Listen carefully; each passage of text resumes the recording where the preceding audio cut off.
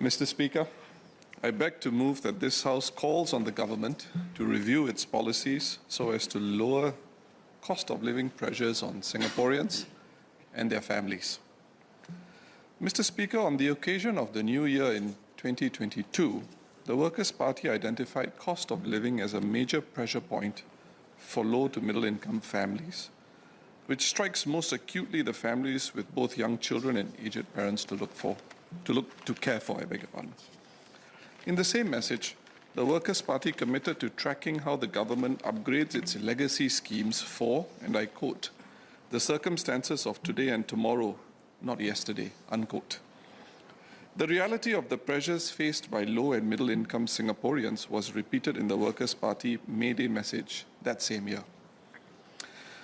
On May Day this year, the Workers' Party warned that Singaporeans were living through one of the most rapid cost of living rises in history, eroding the purchasing power of their wages. And finally, in our National Day message this year, celebrations which also saw a remake of Dick Lee's 1988 hit Home, the Workers' Party noted that just as the remake of Home comes at a time when Singapore and the world are at a different juncture from a quarter century ago, our national policies also need to be re-examined to make them relevant to today's Singapore. On cost of living, the Workers' Party acknowledges the one-time reliefs extended to eligible households, most recently on the back of the announcement by the Public Utilities Board in late September of an increase in water prices.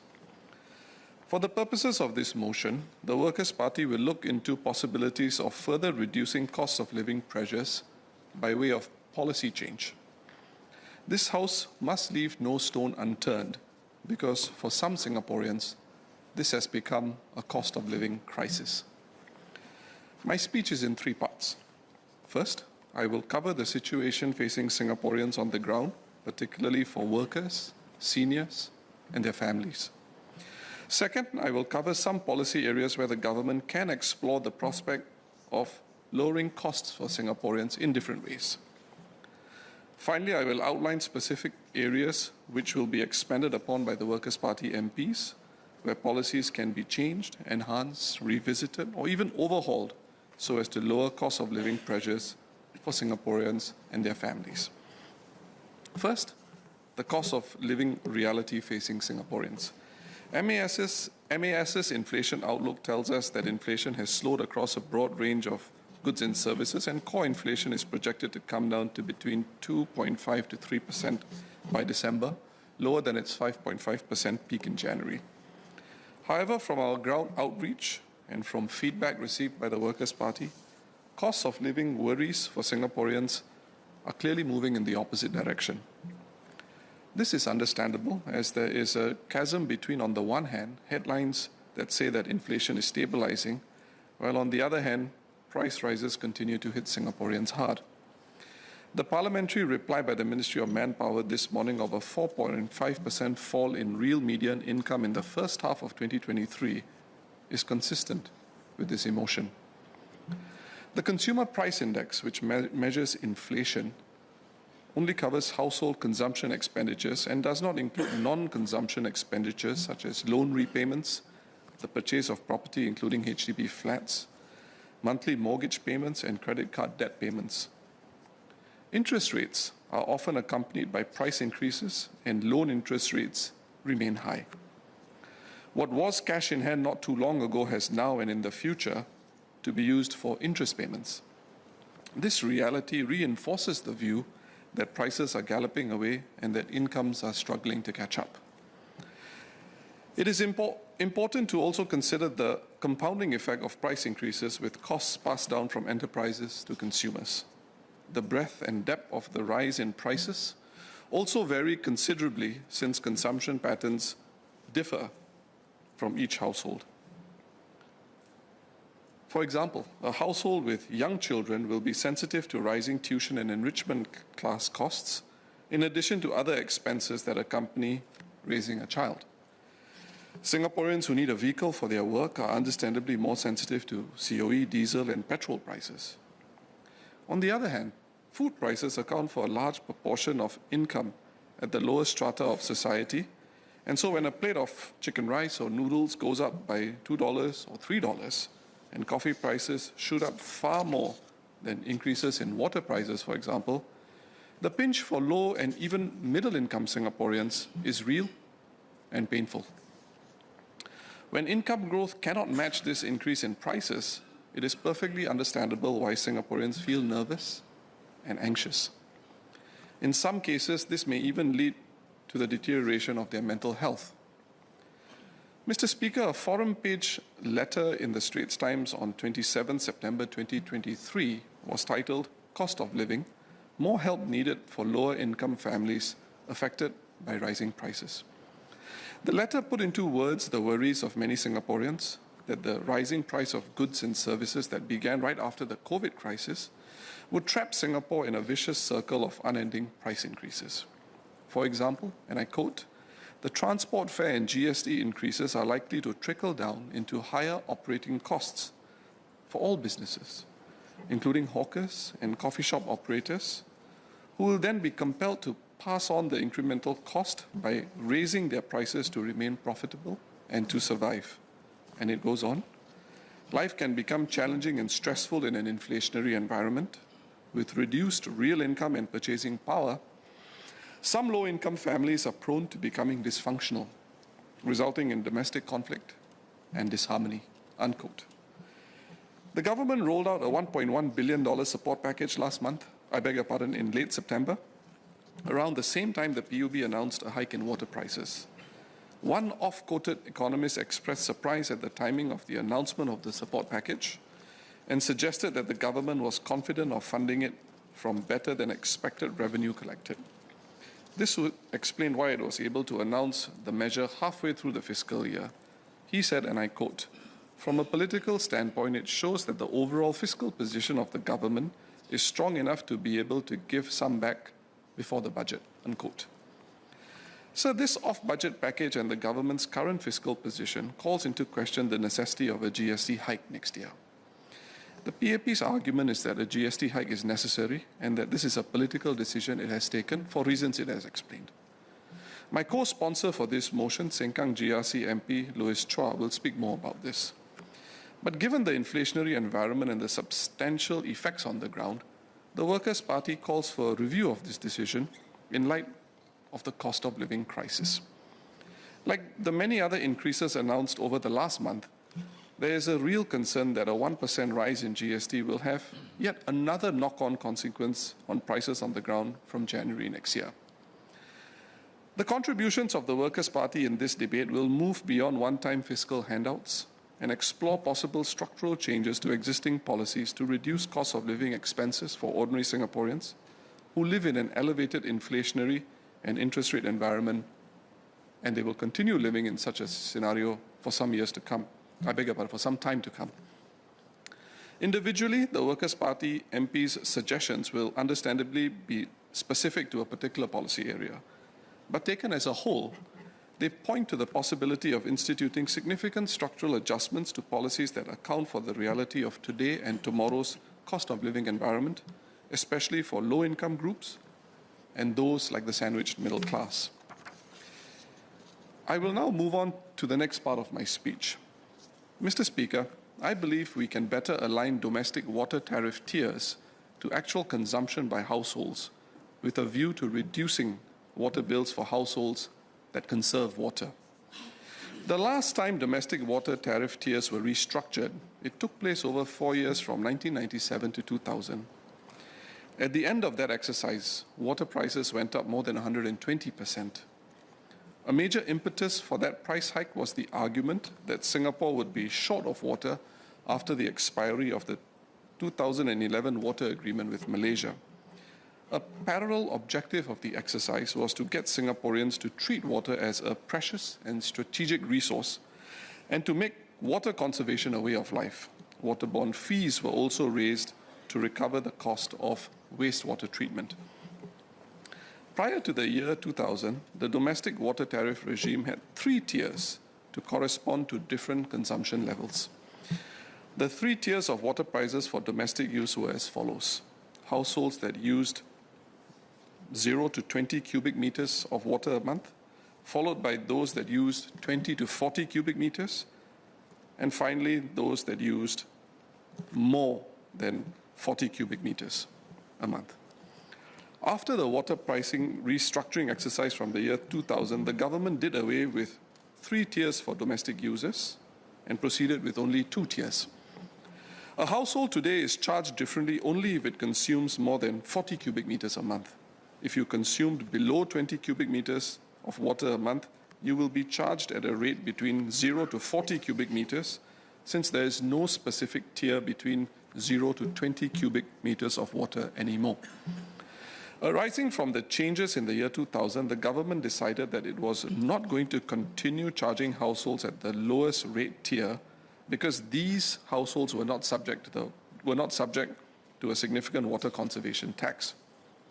Based on publicly available information I have perused, there was no argument canvassed for specifically moving away from a 3-tier to a 2-tier water pricing regime for households beyond general statements of intent, and it was not explained why an increase in the water conservation tax could not be imposed for those consuming between 0 to 20 cubic meters of water per month to cohere with treating each drop of water as a precious resource. However, arising from the low amount of water conservation tax paid, it was advanced that these households in the lowest domestic tier had little to no incentive to save water. Prior to the changes to the water pricing structure in 2000, about 56% of Singaporean households used less than 20 cubic meters of water and paid no water conservation tax. 34% of households paid for water at the next tier, which was between 20 to 40 cubic meters of water with a low water conservation tax. The 10% of households that consumed more than 40 cubic meters of water paid a smaller water conservation tax at 15% than non-domestic consumers at 20%. The latter was deemed by the government to be an unsatisfactory state of affairs, as large non-domestic water users or businesses were assessed to often recycle a large proportion of the water they used and were not necessarily more wasteful than large domestic users. The government argued that the existing pricing structure would jack up business costs and affect Singapore's business costs and competitiveness, and would also fail to have a significant effect on smaller households paying lower domestic rates. Compared to 56% of households in the past who consumed between 0 to 20 cubic meters of water, today 96% of households are consuming between 0 to 40 cubic meters of water, with HDB dwellers consuming 16.2 cubic meters of water per month in 2020. Evidently, these HDB households in particular are paying for water at the lower of the 2 tiers, but this supposedly lower tier captures users within a very wide pricing band of 0 to 40 cubic meters. I call on the government to look into the prospect of restructuring water pricing tiers so as to more accurately reflect water usage with a view to incentivize water conservation and lower costs for households. The current 2-tier compared to the legacy 3-tier structure for domestic users does not fairly reflect water consumption patterns. In fact, a case can be made that it puts a heavier water conservation tax burden for the majority of users whose overall consumption patterns are already located in the lower half of the current 0 to 40 cubic meters band. To this end, Mr. Speaker, I ask the government to look into the introduction of a fairer and more acutely tiered tariff structure reflecting actual consumption of water from 0 to 10, 10 to 20, 20 to 30, 30 to 40, and 40 and above cubic meters, with a view to encouraging greater efforts at water conservation. This should be coupled with a graduated water conservation tax regime, starting at 30% for those consuming between 0 to 10 cubic meters of water, and hitting 60% for households that consume between 30 to 40 cubic meters of water per month, so that households that consume more water cross-subsidize those that consume less. A graduated water conservation tax across the various tiers would incentivize water conservation and continue to serve the policy purpose of ensuring that water is continually treated as a scarce commodity. With this more acutely tiered water pricing regime, the quantum of fiscal support provided through GST U-Save vouchers can be right-sized proportionately. Under such a fairer tariff structure, the 96% of households consuming less than 40 cubic meters of water today would be charged a water conservation tax that more progressively reflects how much they actually consume, and the households ought to see a reduction in water charges. Mr. Speaker, in contrast to households, non-domestic users are charged a flat rate with a lower water conservation tax than the current uppermost tier for households or domestic users. The government should look into the state of affairs from a fresh perspective and assess if tiers can be introduced for businesses for a fairer and better deployment of the water conservation tax, with a view to better support SMEs that potentially can be incentivized to use less water where possible. As public information for the use of water by different types of businesses is not readily available, this would have to be explored further to determine how to make the water conservation tax promote behavioral change for different types of non-domestic users. Introducing tiers for non-domestic consumers would equalize the expectation of water conservation as a shared objective of households and businesses. To this end, it would be useful to recap where we were and where we are in our water journey. Under our Green Plan 2030, Singapore's blueprint for a more sustainable future that sets out our green targets, Singapore aims to reduce household water consumption to 130 litres per person per day. In 2021, it was at 158 litres. As recently as 2017, PUB sought to reduce consumption to 140 litres per person per day by 2030, but the reality of climate change has necessitated the drawing up of new targets. I would advance that lowering the water conservation tax for households that conserve more water under a more finely determined tariff structure would promote behavioral change that would also allow us to meet green targets while simultaneously lowering cost for end consumers. Moving on to prices more generally, Mr. Speaker, the cost of living crisis has not gone unnoticed by Singapore businesses. Some companies have announced inflation support payments as cost of living subsidies to junior staff. But there are companies that have done more than give one-time support. For example, Prudential Singapore was reported by the Business Times to have improved medical and outpatient benefits such as dental consultations and outpatient specialist treatments, including alternative treatments. These enhancements to existing schemes were in addition to wage adjustments to match inflation and market competitiveness to support employee groups most affected by rising costs. DBS Bank, for example, has enhanced the POSB HDB home loan package with an all-in interest rate of 2.6% per annum for borrowers with a monthly income of $2,500 and below. So if businesses can adjust their policies beyond one-time support, the government certainly can do more too. In this light, as advanced by the Workers' Party, I reiterate the call in this motion for the government to review all its existing schemes, make them fit for purpose in this heightened inflationary environment, so as to better support Singaporeans against the onslaught of prices, which is destined to continue unabated, particularly with the upcoming hike to the GST.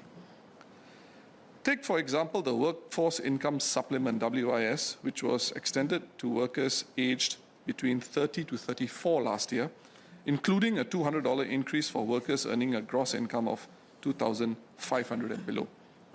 So WIS is currently split into 40% cash and 60% CPF contribution. If one is self-employed, the cash component of WIS is only 10%, with a 90% MediSave contribution. So it would be useful to consider a shift in the weightage of the WIS for our low-income workers in this period of heightened inflation in favor of a greater cash payout. As wages traditionally do not move as fast and as significant in quantum for Singaporeans at the lower deciles, additional cash in hand will provide much-needed relief for our workers who are sensitive to the needs of the hour. A few $100s for seniors who continue to work and for whom WIS payments are pegged at the highest tiers can make a world of difference to their lives. Finally, before the advent of COVID-19, I had asked the then Senior Minister of State for the Ministry of Health to look into whether it was possible to raise the amount of MediSave monies older Singaporeans were able to utilize for outpatient treatments, and possibly to peg the withdrawal limit to how much seniors have in their MediSave accounts. Arising from a parliamentary question filed by Ms. Hazel Pua in late 2020, we know that individuals aged 85 and above have, on average, about $6,300 left in their MediSave accounts upon their demise.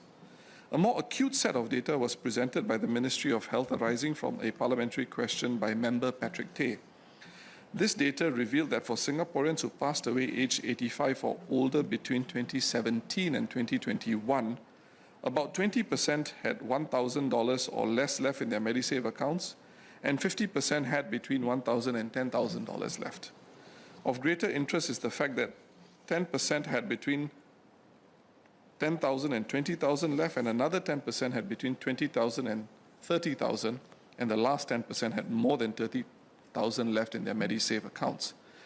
Mr. Speaker, these numbers indicate there is scope to allow some seniors with healthy MediSave balances to deploy them for their own use beyond what is allowed today. In fact, the aforesaid approach is already taken for the use of MediSave monies with regard to long-term care. The challenge would be to find the optimum level that also takes into account the prospect of medical inflation and ensures that there is little to no premature emptying of MediSave accounts. This may be difficult for seniors who, for example, are between 60 to 70 years of age and have less than $10,000 in their MediSave accounts. However, even the limited amount of MOH data I have quoted shows that further loosening of MediSave rules is conceivable. This would help some senior Singaporeans who have to cope with cost of living concerns that can be aggravated, especially if they are no longer working. Mr. Speaker, I move to conclude. The Workers' Party MPs will expand on other changes that can be implemented to lower the cost of living for Singaporeans. Sengkang GRC MPs Louis Chua, He Ting Ru and James Lim will focus on housing, healthcare and transport. Aljunied GRC MP Mr. Gerald Giam will cover public transport, while Ms. Sylvia Lim will speak about electricity prices. MP for Hougang SMC Mr. Dennis Tan will review certain aspects of means testing in our public healthcare system and help for families with adults with special needs or disabilities. For his part, Aljunied GRC MP Mr. Faisal Manap will make a case to introduce social protection steps and in the name of a refreshed social compact to adopt a more systematic approach towards tracking the effectiveness of our social assistance programs. Mr. Speaker, I beg to move.